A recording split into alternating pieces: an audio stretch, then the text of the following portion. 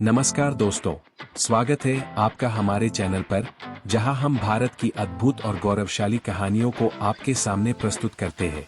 आज हम आपको लेकर चलेंगे इतिहास के उन पन्नों में, जहां बसता है एक महान महाजनपद, कौशल महाजनपद। ये वो भूमि है जिसने भारत के सांस्कृतिक और राजनीतिक इतिहास को गहराई से प्रभावित किया है।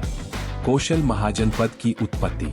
कौशल महाजनपद भारत के 16 महाजनपदों में से एक था और इसकी स्थापना का जिक्र हमें वैदिक काल के बाद के ग्रंथों में मिलता है। इसकी राजधानी थी साकेत और बाद में श्रावस्ती, जो आज के उत्तर प्रदेश के बहराइच और गोंडा जिलों में स्थित है।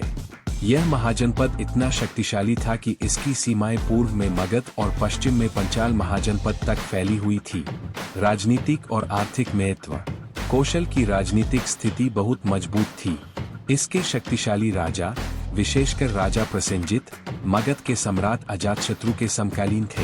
कौशल और मगध के बीच का यह राजनीतिक गठबंधन और संघर्ष उस समय की राजनीति की दिशा तय करता था।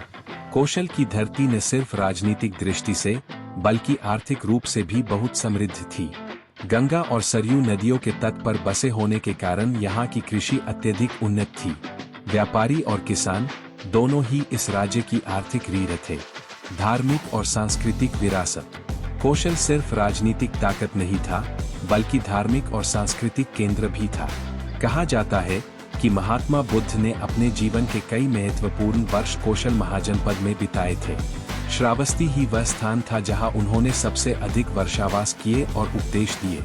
इसके अलावा जैन धर्म के 23वें तीर्थंकर पार्श्वनाथ का भी यहाँ से गहरा संबंध रहा है। पतन और उत्तरकाल। इतिहास के पन्नों में कौशल का पतन भी दर्ज है। मगध के साथ लंबे समय तक चले युद्धों ने इस महाजनपद की शक्ति को धीरे धीरे कमजोर कर दिया। मगध के सम्राट अजातशत्रु ने अंततः कौशल को अपने साम्राज्य में मिलाकर इसकी स्वतंत्र सत्ता को समाप्त कर दिया। तो दोस्तों, ये थी कहानी कौशल महाजनपद की, एक ऐसा राज्य जिसने भारत के इतिहास में अपनी अमिट छाप छोड़ी। अगर आपको ये वीडियो पसंद आया हो तो लाइक, शेयर और सब्सक्राइब जरूर करें और हमें कमेंट्स में बताएं कि आप कौन सी ऐतिहासिक कहानी अगले वीडियो में देखना चाहेंगे। धन्यवाद, मिलते हैं अगले वीडियो में।